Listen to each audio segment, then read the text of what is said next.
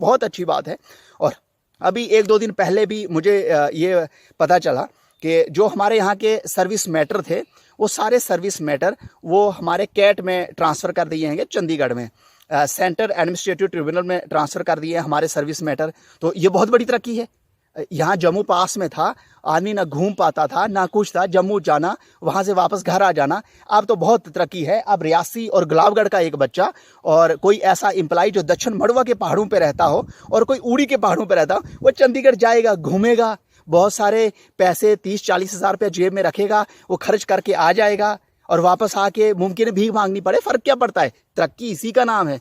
तरक्की इसको नहीं कहते कि डोर स्टेप पे आपको कोई फैसिलिटी मिल जाए। तरक्की इसको कहते हैं कि दूर मिले, ऐसी अच्छी सिटी में मिले जहां आप घूम के आओ।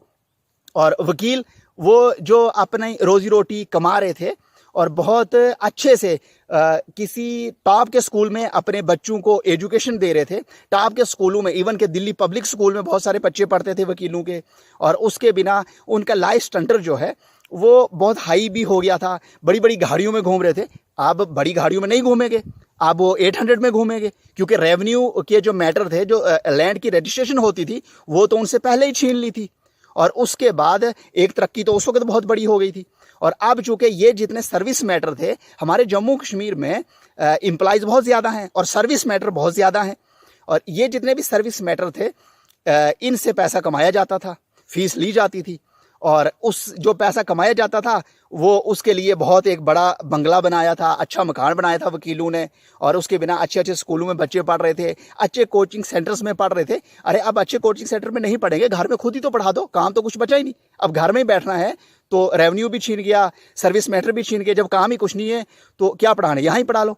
और जो अच्छे के टॉप के स्कूलों में बच्चे डाले हुए थे, आप वो गवर्नमेंट स्कूल में डाल दो, फीस तो वहाँ कुछ होती नहीं, पढ़ाई भी नहीं होती है, घर में बैठ के उनको पढ़ा दो। तरक्की इसी का नाम है, इसी को तो तरक्की कहते हैं। और क्या तरक्की, मतलब इससे ज़्यादा तरक्की क्या हो सकती है? और एक वो जो सर्विस सिलेक्शन बोर्ड का बच्चा फॉर्म भरता था और कभी किसी टेक्निकल एरर की वजह से उसको एडमिट कार्ड नहीं मिलता था, वो जम्मू में आता था, कोर्ट में जाता था, 2-3 हज़ार रुपया किसी वकील को देता था और उससे डायरेक्शन मिल जाती थी और उसको एडमिट कार्ड मिल जाता था। और अब उसको 20-30 हज़ार रुपया चाहिए और चंडीगढ़ जाना है। यही तो तरक्की है, यही तुम्हारा फायदा है, यही भला है, इसी को आप समझ जाओ।